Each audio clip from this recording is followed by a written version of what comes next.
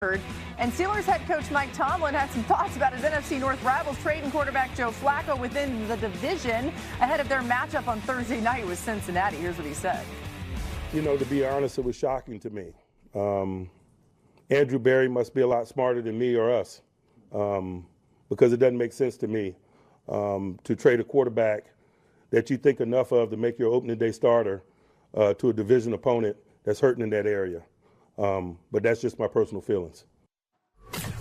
I mean, Dan, when the trade happened, we kind of said something similar, right? Does he have a point?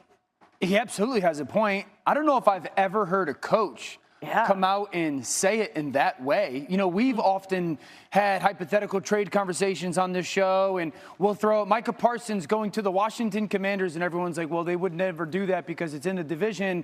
But I've never heard a coach be like, oh, that was not a smart interdivision or NFL or competitive football decision. So hats off to Mike Tomlin. I think he has a point totally, but the Browns did what the Browns wanted to do. Yeah. Mina? I mean, I think if you gave Mike Tomlin truth serum, he would admit that he has zero fear of facing Joe Flacco, which is why the Browns traded him. He was 32nd in QBR. He was playing incredibly poorly in Cleveland. Anytime you can trade a quarterback who is statistically the worst quarterback in the NFL and get draft capital, you do it. I don't care who your competition is. I do not think they made the Bengals better, but I understand people feel some kind of way about interdivision trades, and it's not a common practice. I do not believe that the Browns deserve much criticism, though, for doing it in this particular case, given the way the player was playing. Let Joe Flacco keep the Bengals afloat. Burrow come back, and Mike Tomlin's going to be like, all right, we'll check back in on that. Told you. Okay. New on NFL Live, Aaron Rodgers talks about facing another quarterback over 40 and Joe Flacco on Thursday. Great for all the old guys, you know. I know that when I watch other sports, maybe it's because I'm the older guy, but I tend to pull for the older guys to win championships. I've been friends with Steph for a long time. Steph is one of the older guys in the NBA now. So anytime the Warriors are playing, I'm always pulling for Steph to ball out for them to win. But it's great. Battle of the old guys. Rodgers and company starting to roll, though, by the way, as they head into this Thursday matchup with the Bengals. Mina, what are you seeing from this Pittsburgh offense that's helping them have success? I think the offense is exactly what Arthur Smith dreamed it would be this offseason, this last week. You put heavy bodies on the field, you run the ball, you play action off of it, and they didn't run extremely well. They ran better the prior week, but they ran well enough to the point where Cleveland consistently sold out to stop it, so they had one-on-ones on the outside.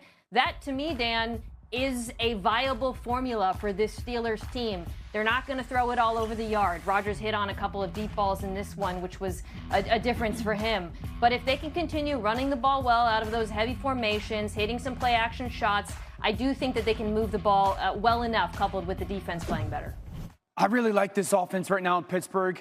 It's an offense that I look forward to watching each week because of the newness and the wrinkles that get added to it. I could break their offense down into three categories. Number one, the 6 offensive line and 1 and/or 2 tight end grouping. We've seen this start a couple weeks ago in Pittsburgh. The thing is, they're adding to it. They're putting more plays into that grouping. When it first started, it was really just one play.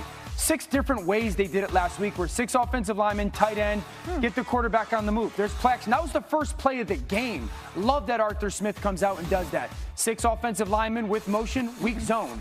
Okay, so that's the second play in this 6 offensive lineman group. 6 offensive linemen, same motion, a little bit of weak zone, but just pitch. Really nice cut by the back here. So that's 3 plays in this grouping. Now that same similar motion, shotgun, ball fake, perimeter screen. There's 4 plays out of that same offensive personnel grouping. There's that motion. Now they really go with a pass concept to the bottom of the screen.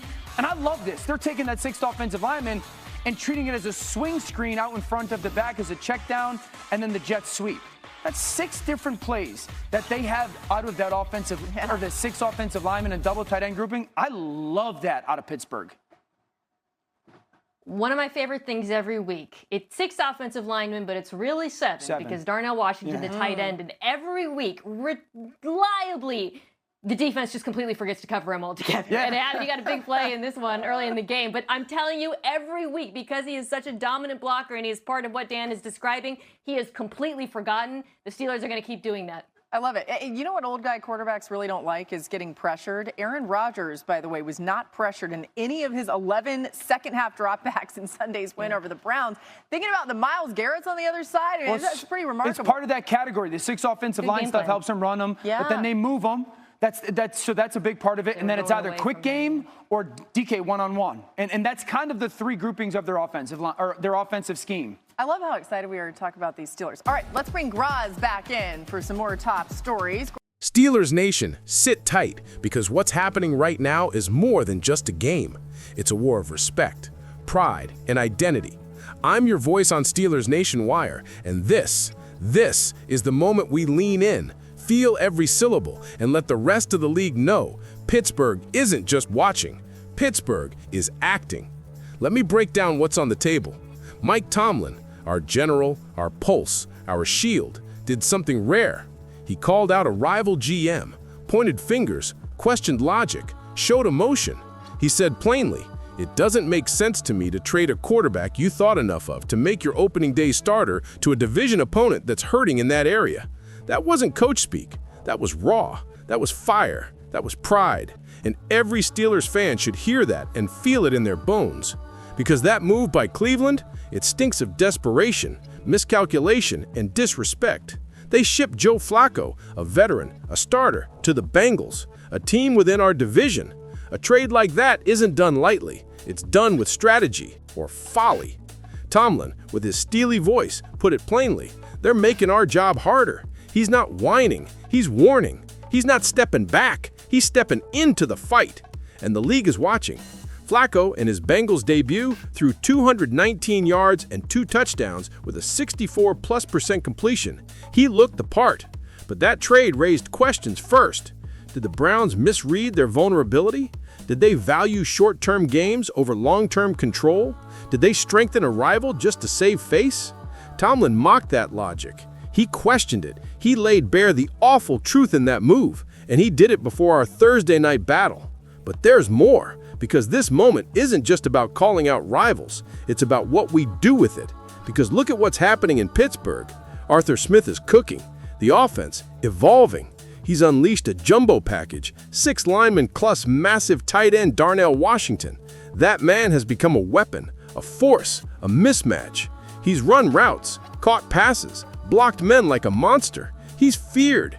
And that scheme, it opens lanes for Rodgers. It gives Rodgers time. It gives us variety. It gives power. Washington is earning snaps like nobody's business. 95 snaps over 2 games. He's playing as nearly another lineman, but then turns into a receiver. He's that rare unicorn. And when defenses cheat up, Rodgers punishes them deep. The offense has balance, surprise, heat. The defense is battle-tested. The coaching is bold. The roster is built to clash. The Browns move was meant to shake division politics, but what it really did was fuel us. Tomlin's words lit the spark. The trade gave us narrative. Now we have the stage. Rodgers gets to show mastery. Washington gets to shock defenses. The defense gets to control the line, and we get to stake our claim. This division, this city, this team respects itself and demands respect in return. So hear me, Steelers Nation. I believe we win this. I believe Rodgers, with calm intensity, finds seams. I believe the defense forces turnovers. I believe Washington becomes that secret weapon we talk about for years. I believe Tomlin's challenge turns into our moment. When they say he's just playing the game, we'll respond with dominance. When they see Flacco in black and orange, they'll see a man moved and a team unmoved. Now, I turn it to you. Did Tomlin strike the right nerve? Do you think Darnell Washington becomes the X factor? Will Rodgers silence critics? Drop your takes in the comments. Smash like if you feel the energy rising. Subscribe to Steelers Nation Wire. Turn on notifications because this season is ours to seize.